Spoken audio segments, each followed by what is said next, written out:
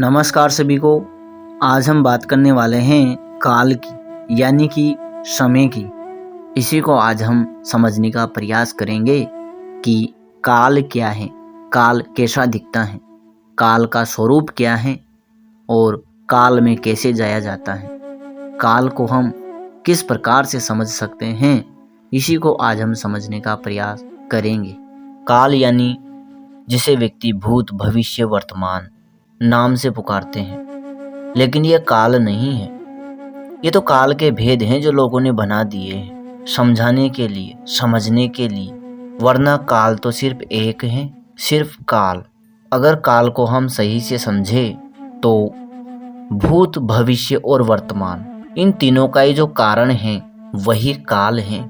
और अगर हम वेदों के अनुसार समझे तो काल एक है, व्यापक है और नित्य भी है। काल यानी एक है, काल दो नहीं हो सकता।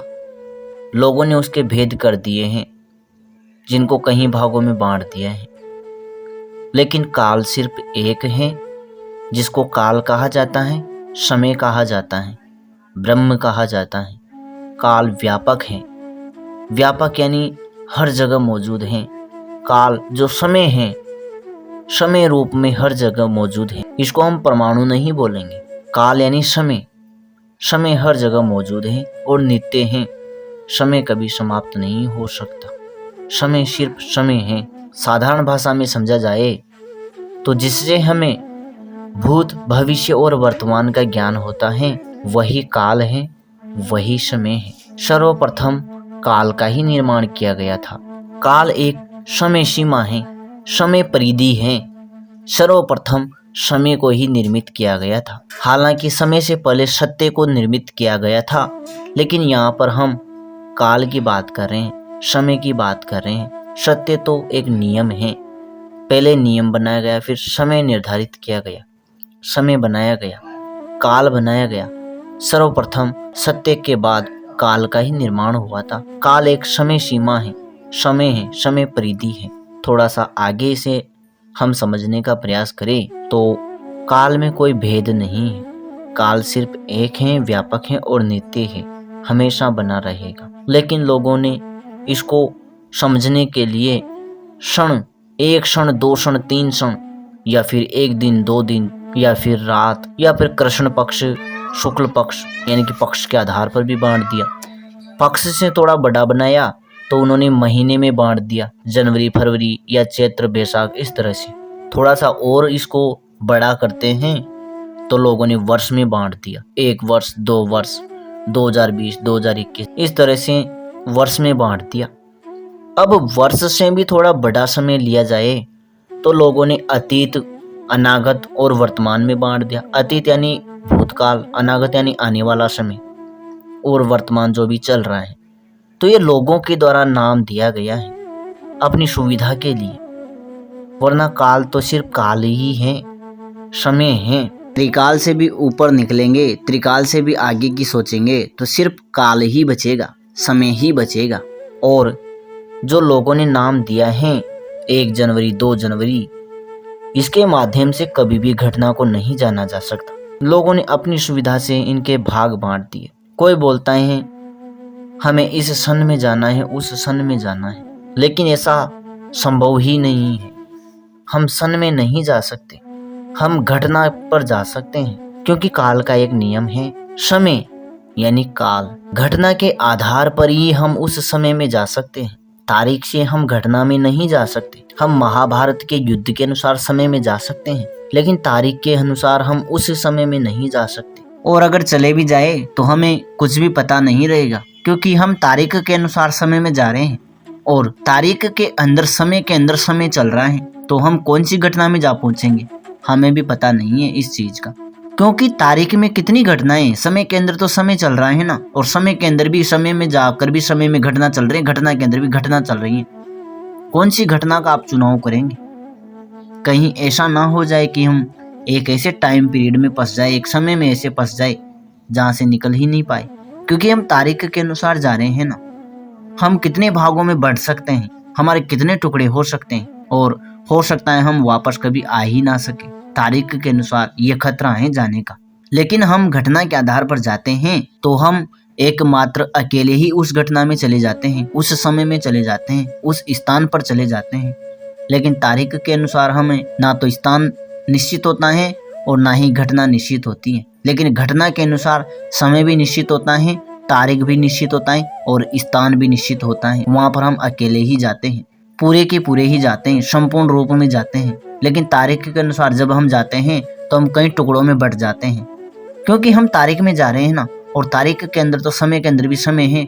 कितनी जगह हम पहुंच जाएंगे जहाँ से हो सकता है हम वापस आ ही ना पाए। ये थोड़ा उल्टा नियम है। लोग सोचते हैं कि हमें 1 जनवरी में जाना है, ऐसा संभव नहीं। 1 जनवरी को कोई घटना घटित हुई हो तो उसके माध्यम से हम 1 जनवरी में जा सकते हैं। यानी कि सरल भाषा में समझा जाए तो घटना से तारीख निकाली जा सकती है, लेकिन तारीख से कभी भी घटना नहीं निकाली जा सकती, क्योंकि तारीख में, समय में कई सारी घटनाएं घटित होती हैं, तो हम किसी निश्चित घटना में पहुंच ही नहीं सकते। लेकिन हम घटना से निश्चित समय में, निश्चित तारीख में पहुंच सकते हैं। यही काल का नियम है। लोग समय में जाने की बात करते हैं, समय में कोई जा ही नहीं सकता ना। घटना में जा सकते हैं, घटना के अनुसार समय में जा सकता है। अगर कोई व्यक्ति किसी साधक से पूछता है कि इस तारीख को क्या हुआ था मेरे जीवन में, तो वो हो सकता है नहीं बता पाए, क्योंकि उस तारीख में कई सारी चीज़ें उसको पकड़ में आएगी। तो वो कैसे कंफर्म करेगा कि ये पूछ किस चीज़ का रहा है, किस विषय में ये जानकारी लेना चाह रहा है। तो हम तारीख के अनुसार कभी भी घटना को नहीं जान सकते। हाँ, इतना जरूर है कि घटना के आधार पर समय को जाना जा सकता है, तारीख को जाना जा सकता है, कौन सी घटना किस तारीख को कितने बजे घटी थी, ये जाना जा सकता है। लेकिन हम तारीख के अनुसार कभी भी घटना को नहीं जान सकते, किसी घटना को नहीं समझ सकते, या किसी घटना को निश्चित नहीं कर सकते कि यही घटना घटी थी। लेकिन घटना के आधार पर हम समय में जा सकते हैं। छोटे से उदाहरण से अगर हम समझे तो एक सीसीटीवी कैमरा है, कोई घटना घटित हुई तो उस घटना का समय हमें मालूम नहीं है, लेकिन घटना तो मालूम है ना। तो समय कैसे पता चलेगा? हम पूरे सीसीटीवी को चेक करेंगे कि इस तारीख को ये घटना घटित हुई थी, तो देखते कितने बजे घटित हुई थी, क्योंकि उस तारीख को तो बहुत सारी घटना घटित हुई थी। तो फिर हम कंफर्म करते हैं घटना को देख। जब घटना को देखते हैं तो वो घटना आते ही हम वहाँ पर रोक देते हैं और देखते हैं कि कितने बजे, कितने बजकर कितने सेकंड में ये घटना घटित हुई थी और कितने समय तक ये चली थी। यानी कि घटना से हम समय को, काल को जान सकते हैं, लेकिन हम किसी तारीख से किसी घटना को नहीं जान सकते। व्यक्ति ये भी बता सकता है कि इतने दिन पहले ये घटना घटित हुई थी, कितने बजे घटित हुई थी, ये भी बता सकता है, लेकिन फला तारीख को इतने बजे कौन सी घटना घटित हुई थी, इस तरह से नहीं बताया जा सकता। तो जो समय है उसी को हम समझने का प्रयास कर रहे हैं। समय एक काल है और इसको तो काल ही कहा गया है। भगवत गीता में भी तो कहा गया है ना, मैं काल हूँ, सभी को खाने आया हूँ, सभी को नष्ट करने आया हूँ, मैं काल हूँ, मैं समय हूँ, मैं मृत्यु हूँ। इसी मृत्यु में, इसी समय में, इसी काल में अनेकों घटनाएं घटित हो रही हैं। कईयों का जन्म और कईयों की मृत्यु हो रही है। ये घटना चल रही है, एक घटनाक्रम चल रहा है।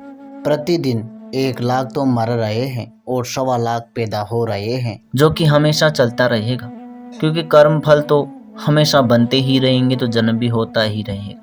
ये काल है, समय है, जिससे पार तो तभी जाया जा सकता है जब हम खुद ही काल के घेरे से बाहर निकल जाए। लेकिन इतना आसान भी नहीं है ना। इसको हम सत्य के स्वरूप में समझने का प्रयास करेंगे।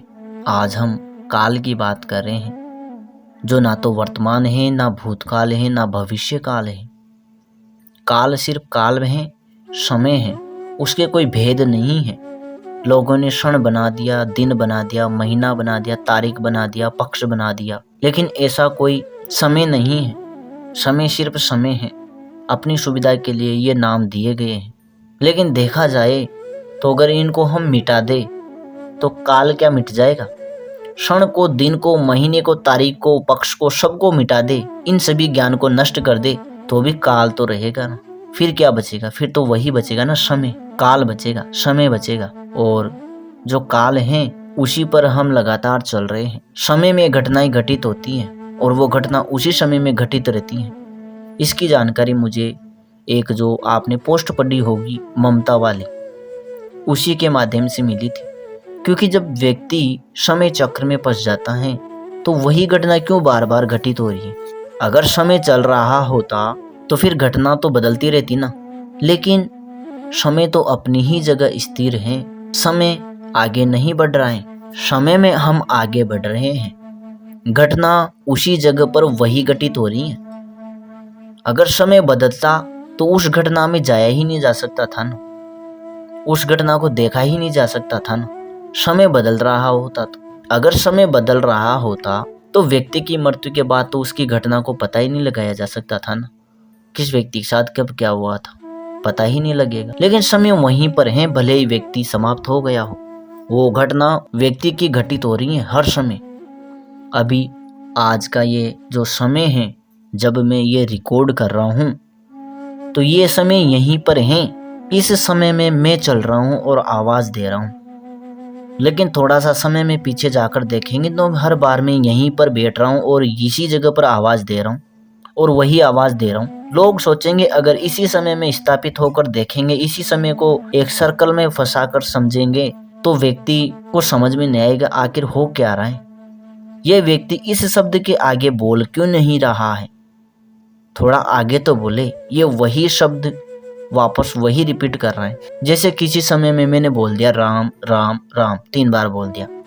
अब इसी समय को एक सर्कल में बांध दिया तो भले 1 घंटे तक सुनते रहो, 2 घंटे तक सुनते रहो या 1 साल तक सुनते रहो, वो जो 3 शब्द है ना, राम राम राम, वही बोलता रहूंगा मैं। उससे आगे जो शब्द बोला होगा वो आप नहीं सुन पाएंगे, क्योंकि आपने समय को पकड़ा है, घटना में आप गए हैं, वो घटना वहीं पर घटित हो रही है। इसी को समय चक्र बोला जाता है। जब एक ही घटना बार बार घटित होती है तो वह घटना समय में फंस जाती है, समय चक्र में अटक जाती है। यही है समय चक्र। इसीलिए जो समय है वो हमेशा स्थिर है, अपनी जगह स्थिर है, उसी समय में हम चल रहे हैं। इसीलिए घटना के आधार पर हम उस समय में पहुंच सकते हैं, लेकिन तारीख के अनुसार हम उस घटना में नहीं पहुंच सकते।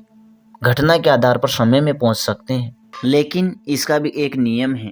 हम उसी समय में उसी घटना में पहुंच सकते हैं जहां हम पहले से ही मौजूद हो। भले ही हमारा चेहरा अलग हो, लेकिन हमारी आत्मा उस समय में निश्चित हो, उस समय में मौजूद होनी चाहिए, तब ही हम उस घटना में पहुंच सकते हैं, अन्यथा नहीं।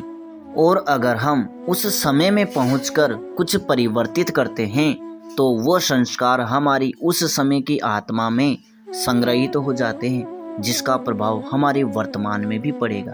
भले ही हम चेंज तो किसी और चीज को करें, लेकिन हमारे ही भीतर परिवर्तन होगा। ये काल का रहस्य है, समय का रहस्य है, काल का विज्ञान है। समय अपनी जगह स्थिर है, सब कुछ उसी पर घटित होता जा रहा है। यही था समय का विज्ञान, यही है काल। काल अमूर्त है, काल को कोई हम मूर्त रूप नहीं दे सकते। कोई कहे कि हम काल को मूर्त रूप दे दे तो काल कोई व्यक्ति नहीं है जिसको हम मूर्त रूप दे दे। अगर किसी व्यक्ति से पूछा जाए कि फला समय पे यह घटना घटित हुई थी, उसको एक रूप दो, घटना को रूप दे सकते हैं, समय को रूप नहीं दे सकते। क्योंकि जो काल है, समय है, अमूर्त है। अमूर्त यानी कि जिसका आकार नहीं है। अब काल जब ब्रह्म है तो कई व्यक्ति बोलते हैं कि ब्रह्म तो हमें पागल बना रहा है, ब्रह्म के तो हजारों हाथ हैं, वो तो व्यक्ति को दिखना चाहिए, उसने अनगढ़ंत नियम बना रखे हैं जिससे वो दिखता नहीं है। ऐसी कोई बात नहीं है। काल तो समय है ना, समय को हम कैसे रूप दे सकते हैं? समय क्या कोई व्यक्ति बनकर हमारे सामने आएगा कि मैं समय हूँ, मैं काल हूँ? अरे जब समय है, काल है, तो वो अदृश्य है, वो तो हर जगह मौजूद है ना। तो हम समय को कैसे देख सकते हैं, काल को कैसे देख सकते हैं? हम महसूस कर सकते हैं, समझ सकते हैं, लेकिन समय को हम कैसे देख सकते हैं? जैसे कोई बिजली है, बिजली को हम कैसे देख सकते हैं? जो बल्ब में जलने वाली बिजली है वो तो रूप परिवर्तन कर रही है ना, लेकिन उसको हम कहाँ देख रहे कि कैसी बिजली का आकार कैसा होता है, बिजली कैसी दिखती है, बिजली के कितने हाथ होते हैं, कितने पैर होते हैं, या बिजली कैसी दिखती है, साड़ी पहन कर आती हैं या पैंट शर्ट पहन के आती हैं? अरे जो मूल रूप है उसका वो तो अलग है ना, वो तो निराकार है ना। तो समय भी निराकार है। समय का कोई मूर्त रूप नहीं है, कोई आकार नहीं है। समय अदृश्य है। समय को हम दृश्य नहीं कर सकते। घटना को हम दृश्य कर सकते हैं, घटना को हम देख सकते हैं। समय को हम नहीं देख सकते, समय को समझ सकते हैं। जो काल है, जो समय है, वह व्यापक है। व्यापक यानी इतना व्यापक कि अभी हम जहाँ बैठे हैं वहाँ पर भी समय है। हम समय में ही चल रहे हैं। समय को अगर समझा जाए तो एक गुब्बारा जो होता है उसमें हमने हवा भर दी, वही समय है। और जो गुब्बारा है वही ब्रह्मांड है। जो गुब्बारा ब्रह्मांड है तो ब्रह्मांड को हम देख सकते हैं, लेकिन जो गुब्बारे के अंदर हवा भरी हुई है उसको हम नहीं देख सकते, क्योंकि वही तो काल है, वही तो समय है। हवा तो अदृश्य है गुब्बारे के भीतर। आकार तो ब्रह्मांड ने दे रखा है ना, आकार तो गुब्बारे ने दे रखा है कि हवा गोलाकार है, लेकिन गुब्बारे को फोड़ देंगे तो वो हवा कहाँ गई, किस जगह पर रुकी होगी, कितने हाथ पैर रहे होंगे उसके। ऐसे हम नहीं समझ सकते, क्योंकि जो हवा है वो अमूर्त है, अदृश्य है। हवा को हम रूप नहीं दे सकते। ठीक इसी प्रकार जो काल है, जो समय है, उसका स्वरूप भी ठीक ऐसे ही है जैसे हवा है या आकाश तत्व है। आकाश तत्व की हम बात नहीं करेंगे क्योंकि उसको हम ज़्यादा समझ नहीं पाएंगे, इसलिए हम यहाँ पर हवा को समझने का प्रयास कर रहे हैं। हवा को आप समझ गए तो काल को भी आप समझ जाएंगे, समय को भी आप समझ जाएंगे। समय अदृश्य है, अमूर्त है, निराकार है, कोई आकार नहीं है। जिस प्रकार से हवा का कोई आकार नहीं है, हवा का कोई दृश्य स्वरूप नहीं है, हवा भी अदृश्य है। हवा भी तो व्यापक है ना। हम कैसे समझेंगे कि हवा कहाँ पर है, हवा कहाँ पर बैठी हुई है, हवा का घर कौन सा है? तो क्या हम ऐसे निश्चित कर सकते हैं कि समय का घर कौन सा है, समय कहाँ पर है?